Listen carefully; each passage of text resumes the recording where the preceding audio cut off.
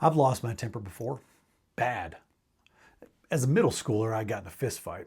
And I'm not at all proud to admit that as an adult, I've also come dangerously close to a grown-up version of that absurd moment of middle school fisticuffs.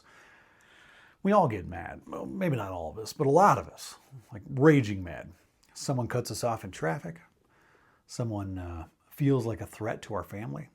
Someone triggers some past trauma and sets off an atomic emotional response in our limbic system. Our bodies are built with survival instincts and defense mechanisms that are not always healthy and are sometimes powder kegs waiting to explode. Reflecting on these moments in my life has me wondering, is anger holy? What about violence? If the space between us is as sacred as I'm always claiming it is, what happens when we fill that space with red faces and clenched fists in the heat of 1,000 suns? I'm not sure. That's the truth. Before I go on, I want to make sure you know that I'm not here with a clear-cut answer.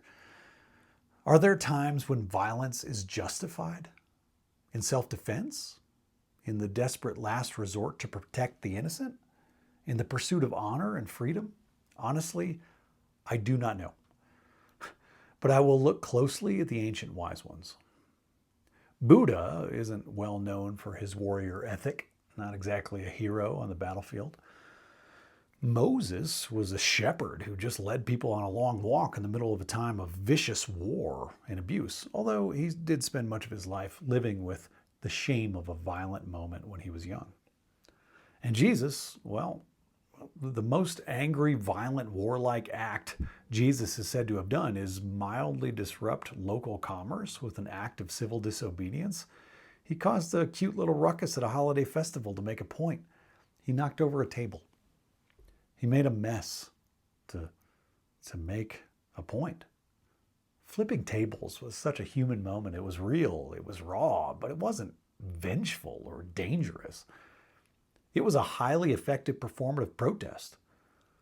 All of the truly transformative stuff of Jesus' ministry showed up in the form of calm, caring, close encounters, and compassionate conversation. He literally rode into Jerusalem on a little donkey, symbolizing his meekness and humbleness in contrast to what everyone is expecting. They all wanted a hero on a stallion, on a war horse. Jesus and most of the ancient teachers were not violent. They weren't fighters. They didn't clench their fists. It's completely understandable when fiery emotions arise, but transformation comes when we calm down and lean in. In the face of all that makes us angry in this world, I don't just want to let off a little steam and feel better for a moment. I want to transform the world. I want to contribute to creating the culture we crave. I don't want to get even. I want everything to get better. What's sacred is the space between us.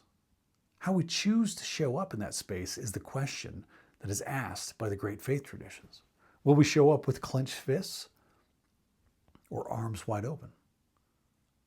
Hey, Between is about you. Take this message out into your life this week and fill the space between you and every person you encounter with your sacred light.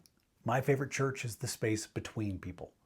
Now go with God's love and create the church between.